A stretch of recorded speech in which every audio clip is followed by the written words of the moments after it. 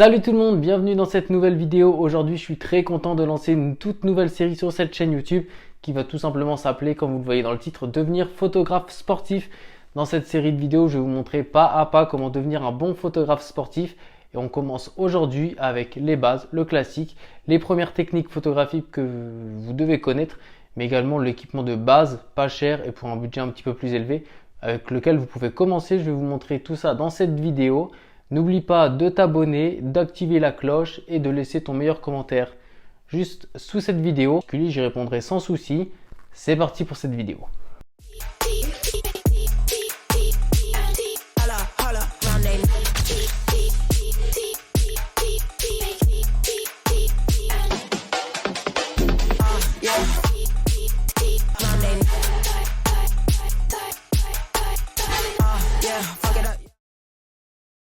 Lancer une carrière ou alors tout simplement une passion dans la photographie sportive, que ce soit de football, de sport automobile, de basket, d'équitation, tout ce qui peut se faire en photographie sportive tout simplement, c'est super excitant. Tu es vraiment au cœur de l'action et tu vas capturer des moments uniques. C'est simple, tu fais partie des personnes les plus proches des joueurs quand ils sont sur un terrain.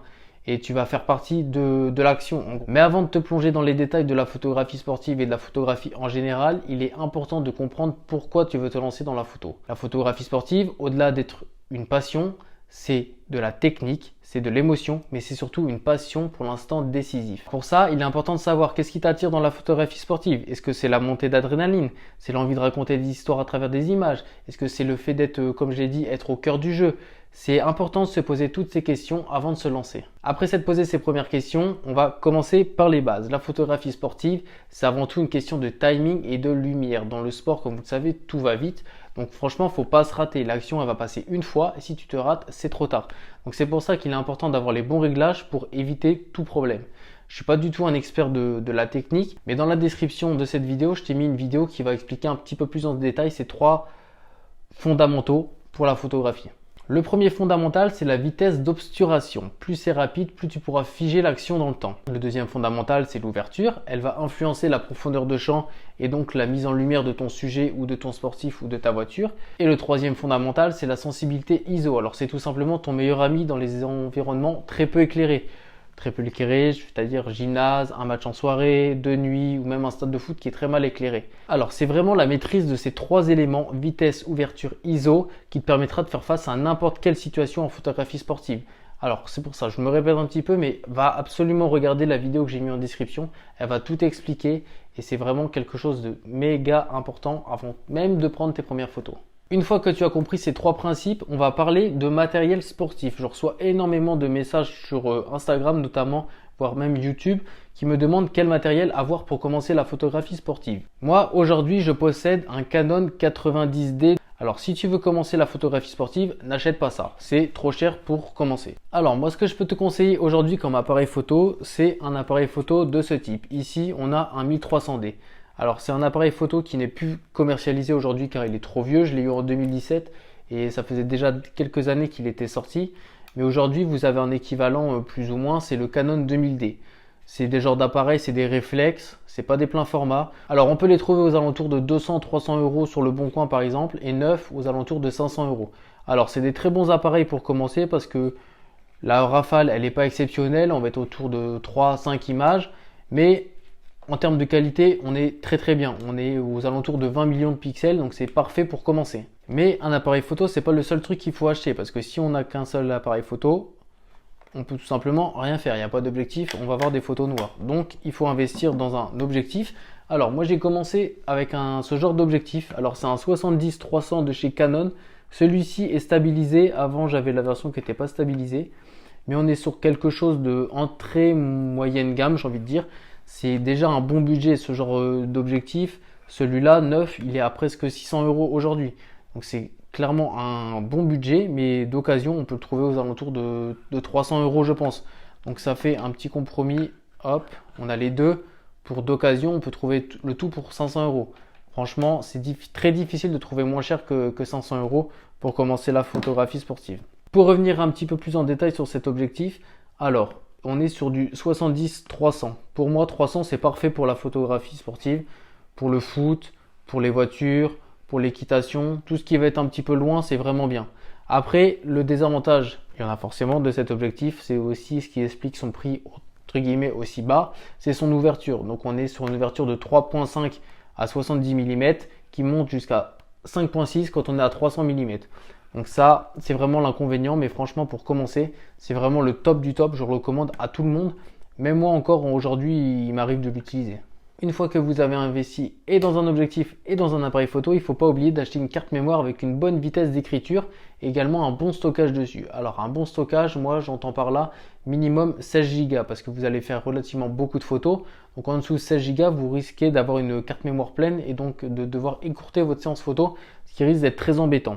Pour les cartes SD, moi j'ai tout simplement des SanDisk, donc j'en ai une de 32 Go, une de 64 et une de 128. Vous pouvez les retrouver sur Amazon entre 15 et 50 euros environ.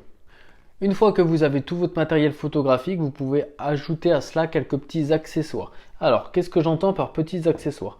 Le premier type d'accessoire auquel je pense, c'est un monopied. Ça va vraiment vous aider à tenir votre objectif. Et si vous avez un objectif qui n'est pas du tout stabilisé, ça va vous faire une petite stabilisation manuelle entre guillemets.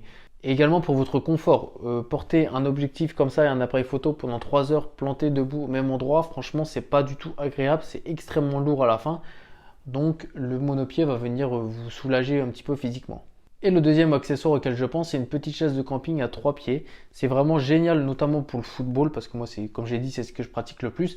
On va avoir un point de vue beaucoup plus bas et on a l'impression d'être beaucoup plus proche de la pelouse. Donc dans les photos, ça donne un petit style beaucoup plus immersif. C'est vraiment sympa. Mais également pour votre confort, ça va être, comme je l'ai dit, quand vous avez l'appareil comme ça pendant 3 heures dans les mains et qu'en plus vous êtes debout, ça peut vraiment vous fatiguer physiquement et vous affaiblir au fil du temps et avoir au fil du temps des photos qui sont de moins en moins bonnes. Une petite chaise de camping, franchement, c'est vraiment le top du top. Ça coûte entre 5 et 10 euros à Decathlon et c'est vraiment un achat qui va vous durer des années. Moi, la mienne, ça fait 5-6 ans, je l'ai. Je pense qu'elle va me faire autant de temps encore. Une fois que vous avez votre boîtier, votre objectif, vos cartes SD, votre monopied, votre chaise de camping, là, vous êtes opérationnel pour aller faire un premier match. C'est vraiment le matériel de base. Je pense que le tout, vous l'avez pour aller, on va dire, 600 euros grand max. Alors, il faut bien comprendre que c'est pas du tout le matériel qui fait le photographe. C'est pas parce que vous commencez la photo que papa vous a donné 2500 euros et que vous pouvez vous acheter un Sony Alpha 7 III que vous allez faire des bonnes photos. Non, moi je connais plein de photographes et je peux encore en citer aujourd'hui qui ont des appareils photo à 500 euros et qui font des meilleures photos que certains professionnels. C'est pas du tout le matériel qui fait le photographe. Faut bien comprendre ça. C'est pour ça que moi je vous conseille, et c'est ce que j'ai fait et c'est ce que la plupart des photographes font, faut d'abord acheter du matériel pour se faire la main, pour l'abîmer, pour voilà, du matériel qui craint rien. Pour 500 euros, vous pouvez avoir les deux et pour 500 euros, dites-vous, vous pouvez faire des meilleures photos que le photographe professionnel qui a pour 15 000 euros de matériel. Et surtout, pas besoin d'avoir le matériel le plus cher dès le début. Commence avec ce que tu peux, fais en fonction de ton budget, améliore-toi et au fur et à mesure que tu progresses, là tu pourras step dans des meilleurs appareils photo. Et enfin, dans cette dernière partie, je vais répondre à une question qu'on me pose très souvent, comment progresser rapidement? Quand tu débutes, il est essentiel de s'entraîner régulièrement. N'essaie pas tout de suite de faire un match de Ligue 1 parce que pour la simple et bonne raison que si tu vas faire un match de Ligue 1 et que tu n'as jamais fait un match de foot avant, tes photos elles seront nulles et du coup la personne qui t'a fait venir, qui t'a accrédité à ce match-là ne voudra plus jamais que tu viennes, tu te seras tout simplement grillé auprès d'elle. Donc moi ce que je peux te conseiller, c'est que tu peux d'abord aller photographier des matchs amateurs ou même des entraînements du club de ton coin. Franchement c'est bien mieux d'aller faire un match amateur et pouvoir avoir entre guillemets la possibilité de faire des mauvaises photos que d'aller directement sur un match de Ligue 1 et te cramer auprès du responsable qui t'a fait venir en ayant fait des photos qui sont catastrophiques parce que tu n'as jamais fait de photos de foot. Plus tu pratiques, plus tu vas comprendre les mouvements des joueurs, les temps forts et également les meilleurs angles à adapter. Et après chaque session, n'oublie pas de faire analyser tes photos. Qu'est-ce qui a fonctionné? Qu'est-ce que tu peux améliorer? La progression, ça se fait par l'observation et l'expérience. Ce que tu peux faire également, c'est si dans tes contacts, tu as un photographe qui a un petit peu plus d'expérience, tu peux lui envoyer tes photos et lui va te donner son ressenti. Qu'est-ce qu'il aime un petit peu moins. Chaque conseil est vraiment très bon à prendre. Voilà pour cette première vidéo, j'espère que ces premiers conseils dans la photographie sportive t'aideront à te lancer. N'hésite pas à poser tes questions en commentaire, je me ferai un plaisir d'y répondre, que ce soit en commentaire ou dans la prochaine vidéo. Dans la prochaine vidéo, on va voir comment bien se positionner sur le terrain et comment capturer l'action de la meilleure des manières. Si ces prochaines vidéos t'intéressent, n'hésite pas à t'abonner et à activer la petite cloche pour ne rater aucun épisode. Je te souhaite une bonne journée et on se retrouve la prochaine fois. Ciao ciao!